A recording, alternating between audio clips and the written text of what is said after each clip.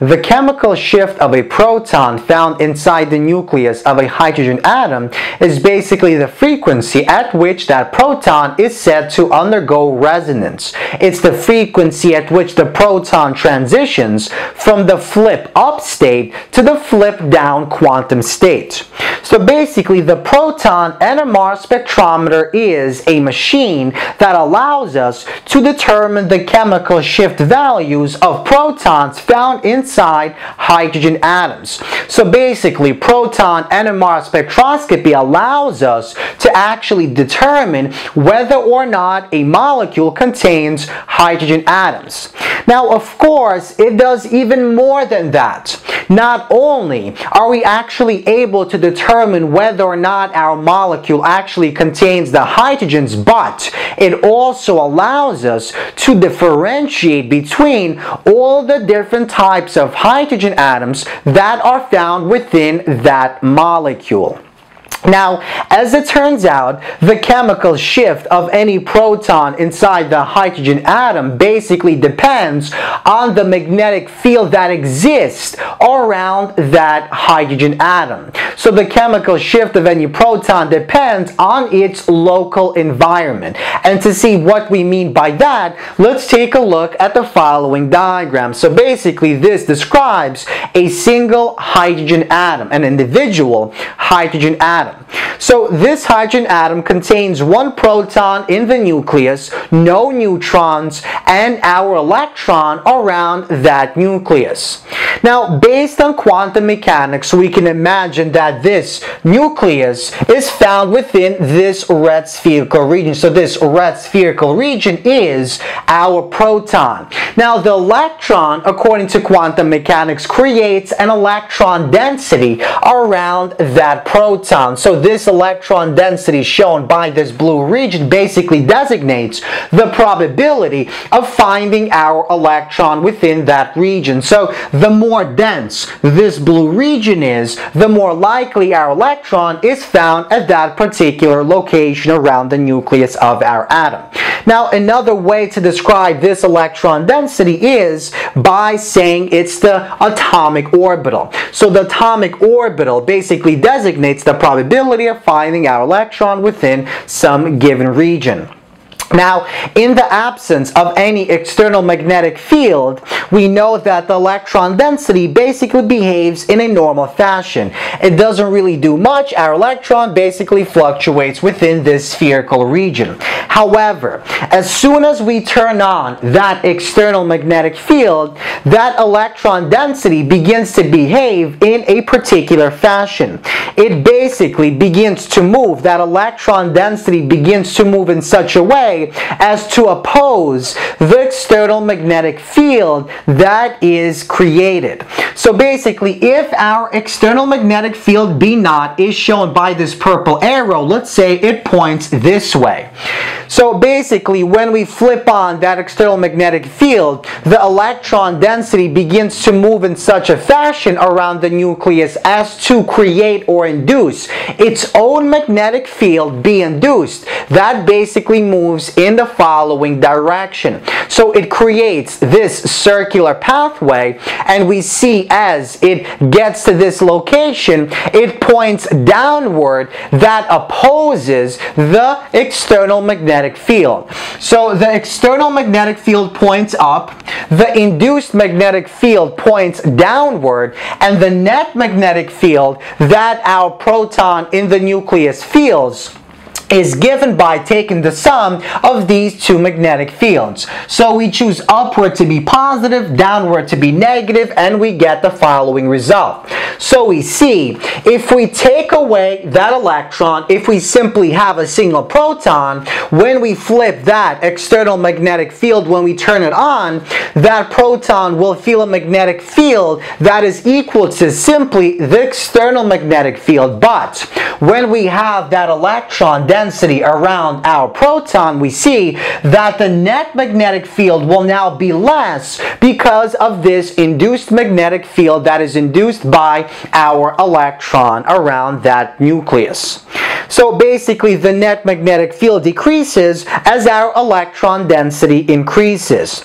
Now, how is that important? How exactly does this influence the chemical shift of that proton inside the nucleus of our hydrogen atom?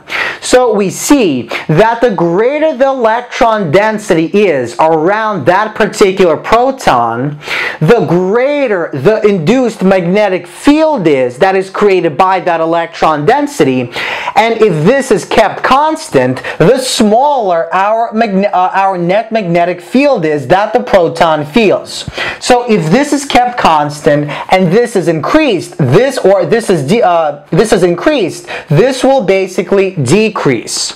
So if we take a look at the following equation, this equation basically describes the resonant frequency of that proton. It describes its chemical shift. So we see the chemical shift does depend on our net magnetic field.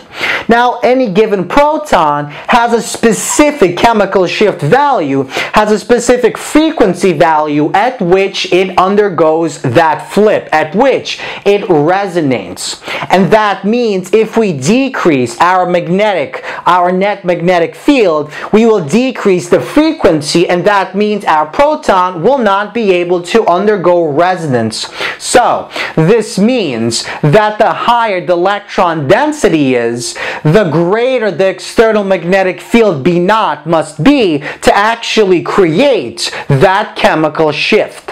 So to keep this B net at a constant, if we increase this, we have to increase this to keep this exactly the same and cause our chemical shift to actually take place. So to see exactly what we mean by that statement, let's compare the hydrogen atoms found on the third butyl group to the methyl group. So here we have 1, 2, 3, 4 carbons, and we have 3 H atoms attached to each one of these carbons. Now here we have a single carbon and an H attached to each one. So let's actually redraw these two diagrams using the electron density as well as our protons found in each one of our carbon atoms. So we have the carbon atom, carbon atom, carbon atom, and carbon atom, and these basically represent our chemical bonds, which are basically overlap of atomic orbitals. They're overlap of electron densities. So notice we have 9 H atoms, so we have 9 protons, and all these protons have all this electron density fluctuating back and forth. And when we actually induce or create that external magnetic field B naught, because of this great amount of electron density, the induced magnetic field around each one of these protons will be very large. So that means if this is large and this is a certain value, this will be small as compared to this, because in this case we have our electron density which is not as great. So each one of these protons will feel a greater net magnetic field than in this case for the same constant external magnetic field. So once again, if we keep this constant, if the external magnetic field for these two cases is the same, this will create a greater induced magnetic field than this case because of this greater electron density. And so this will have, each one of these protons will feel a smaller net magnetic field than in this case. And so when we're actually trying to create that chemical shift, we have to increase the external magnetic field for these protons to create that chemical shift. So our external magnetic field must be greater for this case than for this case. And these protons are said to be shielded by this electron density, because this electron density shields it from this external magnetic field. Now we can also say that these protons are found upfield and these protons are found more downfield on the proton NMR spectrum, and we'll see exactly what that means in the next lecture. So once again, the protons of each hydrogen atom inside the tert-butyl group is said to be shielded by the electron density of all these neighboring atoms. This means that a relatively large external magnetic field B0 is required to get these protons to actually transition between the two spin states and resonate. So it requires a relatively large external magnetic field to cause a chemical shift. And these hydrogens will appear upfield on the spectrum because they require a greater magnetic field, a greater external magnetic field.